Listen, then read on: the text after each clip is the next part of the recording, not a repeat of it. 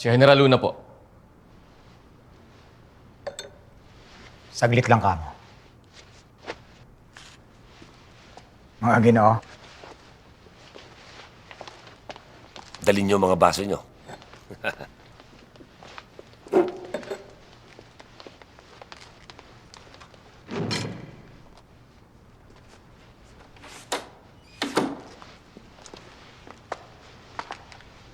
Ang bilis pala ng 24 oras na pagkabilanggo.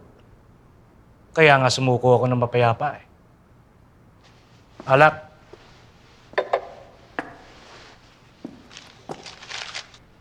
Senyor Presidente, nais kong bumitiw bilang puno ng hukbong sandatahan. bakit? Imposibleng matupad ang tungkulin ko sa sitwasyon na ito. Lalo pat nabalitaan ko na nakalaya na rin ang dalawang traidor na sina Paterno at Buen Camino. Kagalang-galang silang mga mamamayan. Nagambag sila ng pera at kagamitan sa atin. Isinusulong nila ang aneksasyon sa ilalim ng Amerika. Habang ako at ang ating mga sundalo ay nakapain na nakikipagdigma sa bansang kinakaibigan nila. Hindi ko matatanggap ang kataksilan na yan hanggat buhay ako.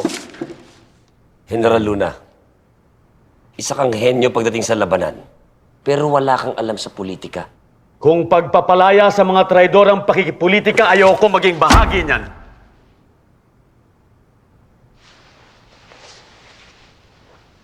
Pasensya ka na, General Luna.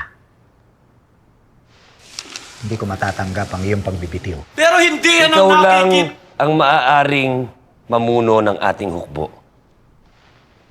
Kailangan ka ng inang bayan. Kung ganun, pabayaan mo akong mamuno.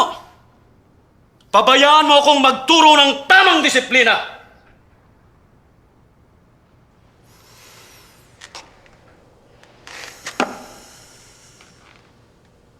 Pagpasyahan na ninyo ang plano kong magtayo ng kuta sa norte.